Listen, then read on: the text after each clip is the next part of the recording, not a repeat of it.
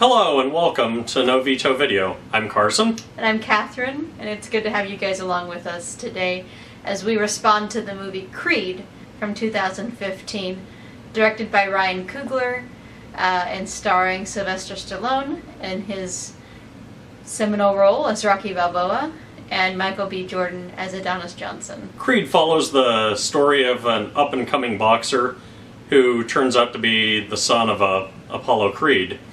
And convinces Rocky to come out of retirement as a coach to train him. So for me, this pick is about bringing Carson back up online with something that I had watched when it first came out in the movie theater. I had heard a lot about this director. His work, Fruitvale Station, had been really well received. And then I was hearing a lot about this actor, Michael B. Jordan, and I hadn't had a chance to catch up on his back catalog yet. But since watching this film, I was inspired to go back and watch The Wire and watch some of the other things that he'd been in, and just, wow. And so once I had done that, I knew that this was an important movie for us to watch together.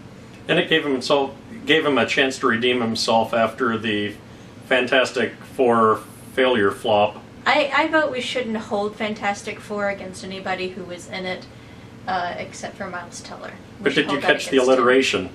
Yes, I did. Okay, so where do I want to begin? I guess I'm wondering about the title, Creed. I mean, obviously it's referring to Apollo Creed, the character from earlier Rocky movies, one of his great nemesis, the great, but not nemesis in like an enemy sort of way, but the rival who spurred him forward into becoming the champ that he was. Mm-hmm.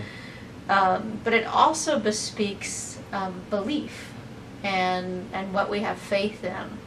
And I think both of those things are important to this movie. Mm-hmm. I wonder kind of where did you see those two threads about legacy and about belief? Apollo's wife, who ended up raising Adonis, had belief in Adonis that he didn't have in himself. So there's kind of the legacy, the surviving wife of Apollo having belief in Adonis, coupled with the contrast of Rocky, who's also from Apollo's past, not really wanting to see Apollo's kid get into the same situation Apollo did, and also not really sure he was up to the legacy of his father. I think, all throughout this movie, especially once people come to find out that Donnie is what he goes by, that Adonis is Creed's son, there is this idea of well, can he measure up? Can he be even a shadow of his father? And it clearly preys on the character's mindset, mm-hmm. until it becomes where he can't even believe in himself. He's got so much to prove, and he's got so much rage and anger about not being able to step, out on his own foot, that it really causes a lot of negative consequences all throughout his life. Well, and all through his life he'd been going by the surname Johnson, which is the name he was given when he was born, his mom's name. And he didn't want to rely on the reputation of his father, so when it came out, it was kind of distressing to him. He didn't want to be judged on anyone else's reputation, I think, or held to it. Yeah, responding to this, there's so many directions to go in with this. I think, for me, one of the first places to go is just how much it's clear that standing in that ring, for everybody involved in this, isn't about winning, that it's about other stuff. I mean, maybe for the fight promoters and for some of those other people and for the journalists, it's clear that there's this idea about, well, what's important is the outcome. But for so many of the other people, there's other reasons to be there. If it's respect, or if it's survival, or if it's about, finding yourself there. And so the way that even the director shoots, mm-hmm. this space, this sacred ring, is different than how he shoots everywhere else. one of the fights is done in this just amazing, like, long take with where they don't cut away and they don't cheat, and it's just two guys in a ring, like, pummeling each other, but it's also more than that.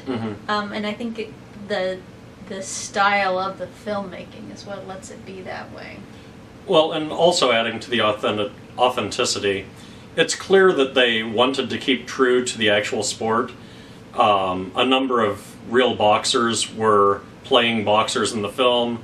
Some of the other roles were played by actual medics in the field. They really cared about the authenticity and wanted to get everything exactly right.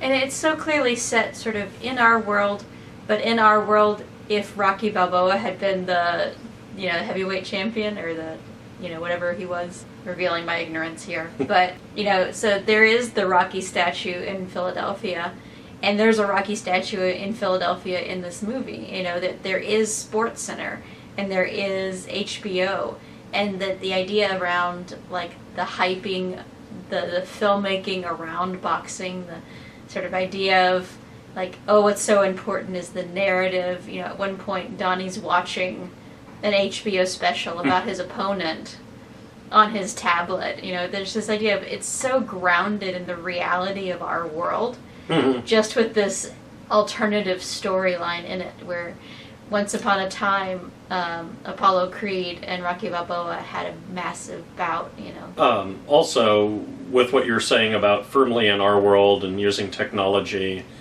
and also with what you were saying earlier about the legacy versus the new, Rocky gives Adonis, or Donnie, some tips on how to improve his practice routine. And he writes it all down and lays it out. And Donnie just takes a picture of it with his camera. And Rocky is just baffled by this. He's like, don't you need this paper? No, I got it. Yeah, it's a moment, and there's a couple of different moments where it's clear that Rocky's been left behind. Yes. That the world has moved on, that they still love him and they still revere him, but he's not a part of the ongoing story of this world. I'm thinking even about the set decoration of his house, that it's like so many houses of people of a certain age, where it's just like the stuff has accrued, but there's not really new stuff. Like, at one point they're eating dinner at his house, and there's this Tupperware pitcher, a red Tupperware pitcher. Did you notice it on the table? I don't know. It's such a hearkening back to, like, the 80s and the tableware of the 80s. The world left him behind, and Rocky feels diminished in this movie by the passage of time. And he's really a different character. He's still simple. I mean, I think all throughout the Rocky movies, you got a sense that this wasn't a sophisticated fella, but the fact that all the people he loved have been gone now for a while is a weight on this character, and I love the way that Stallone portrays it, because he definitely has the sense of loneliness, and it shapes his choices, and I appreciate that. Yeah, I was going to mention that also, that Rocky even says, everything has moved on without me. I've been left here alone by myself.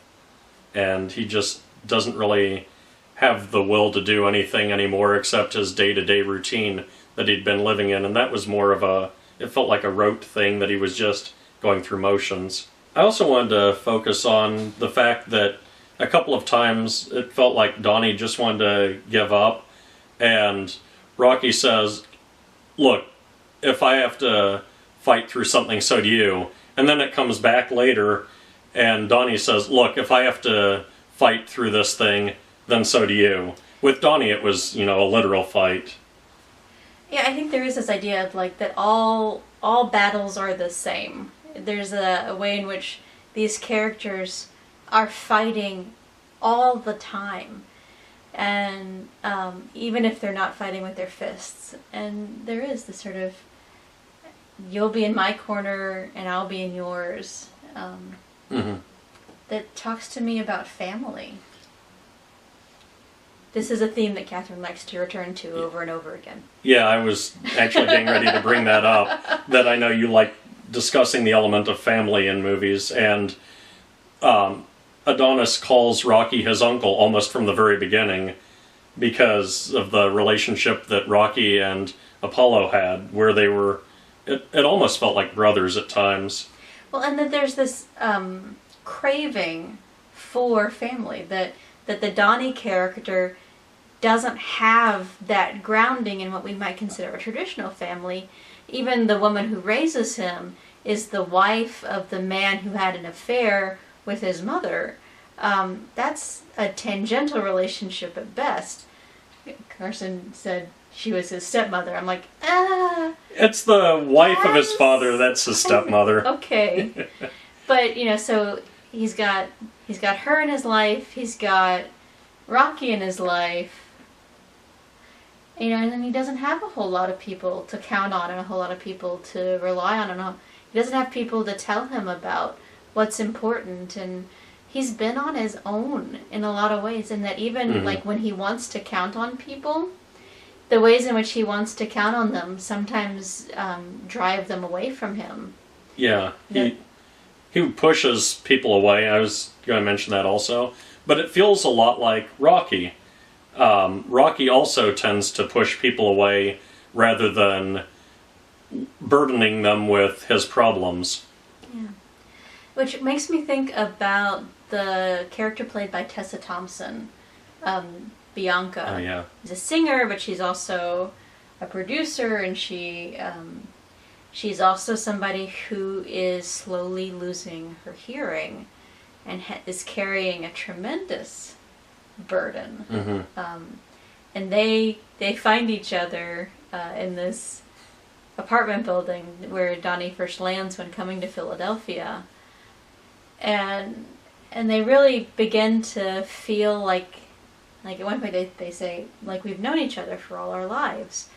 And there is this sort of craving for relationship. There's such tenderness in their scenes together that feels so beautiful and so intimate. At one point he is doing her hair or helping her take her braids out.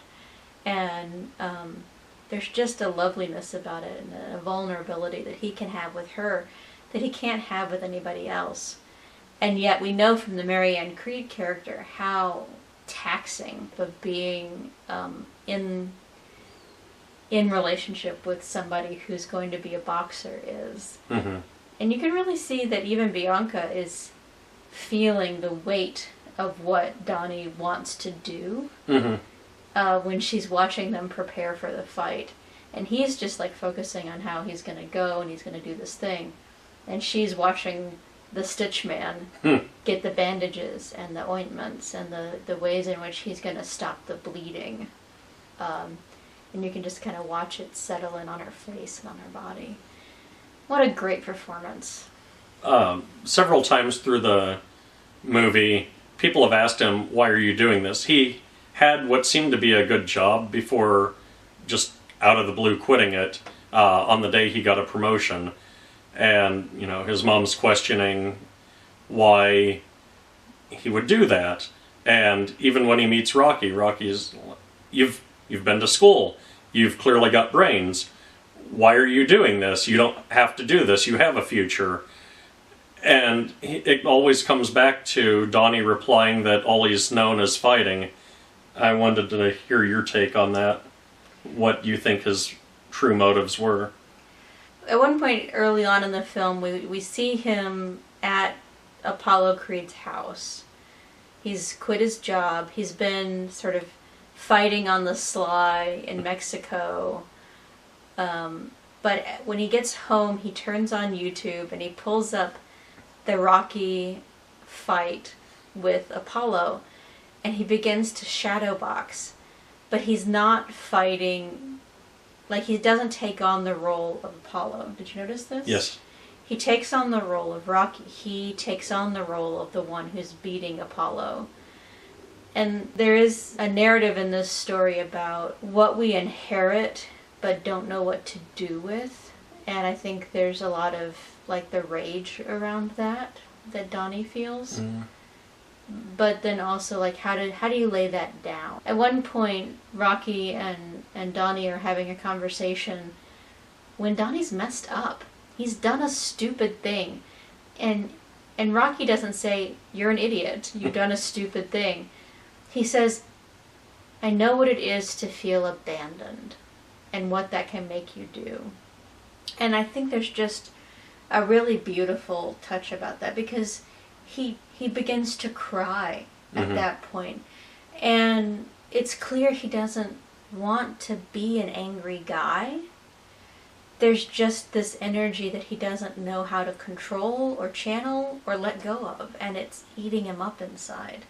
And of course he can't tolerate it when somebody else pokes that tender spot. And he's strong. He's got a strong body.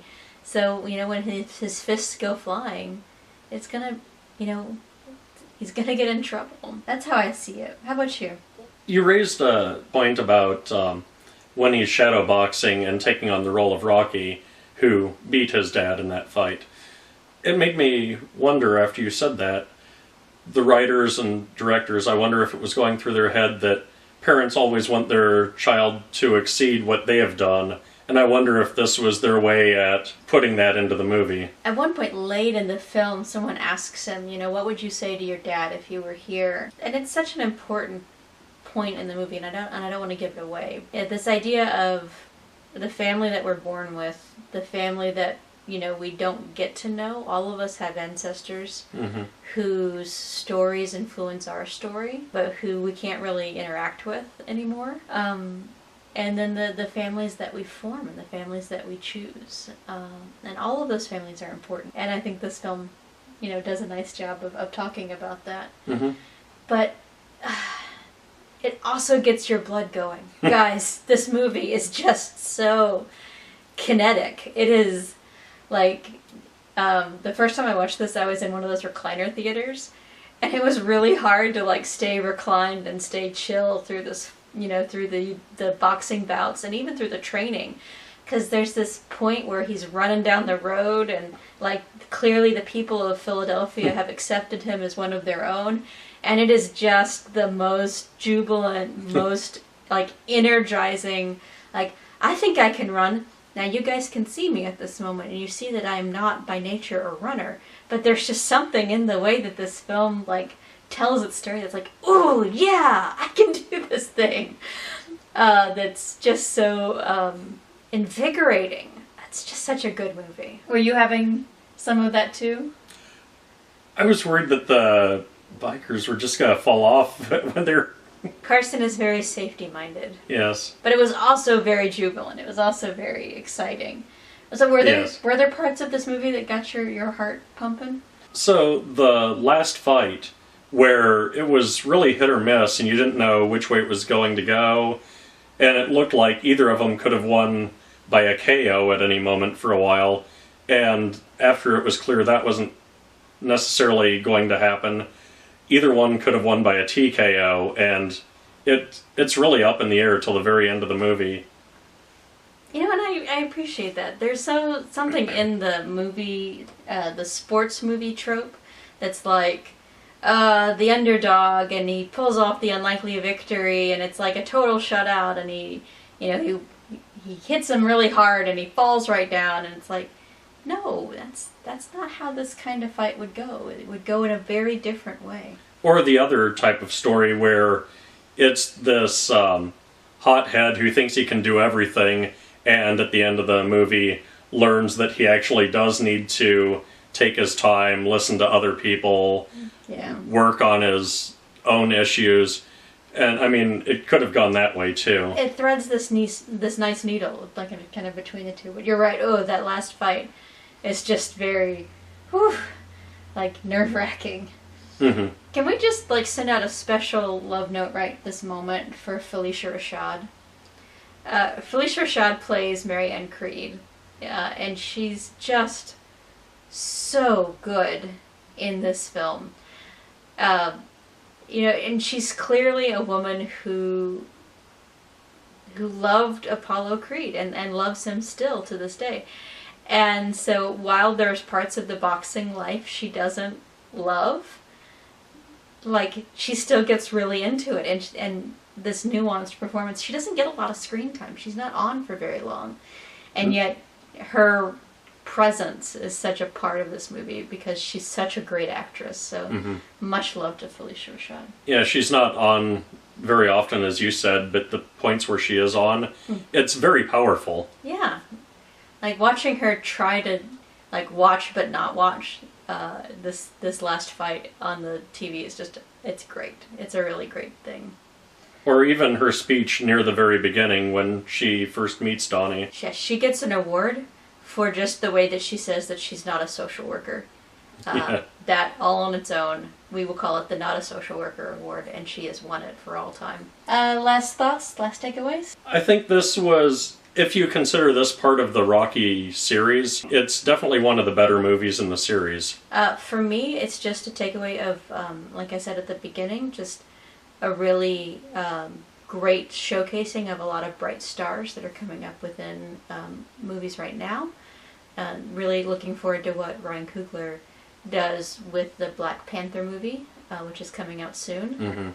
And Carson and I happened to be in the movie theater watching Thor yesterday and saw the trailer for Black Panther, and just, I cannot wait. It looks so good.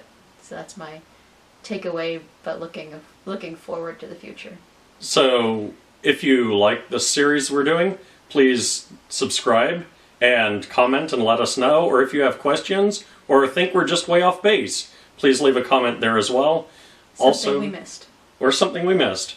Also, go to novitovideo.com. Check us out there. We'll post news there as well as links to these videos. You can also comment there. Alright. So now is the time on Novito Video when we respond to this film by recommending another film with our veto override. So Carson, what is your veto override? Like last time, I have two. I think this does some similar things to Rocky V. Maybe not necessarily the rest of the series, but I would suggest watching that one if you haven't.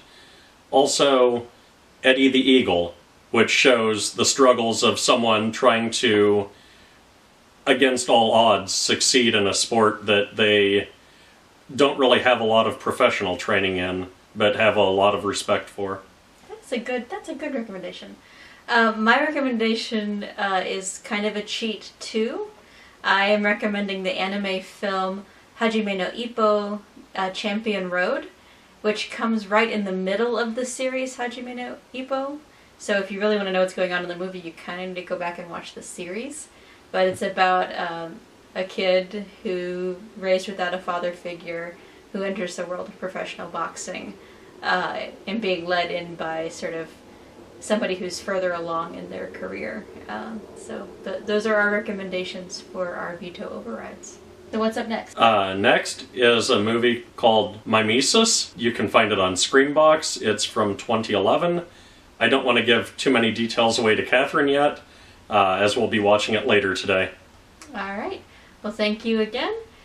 Please do subscribe. You can do that down below.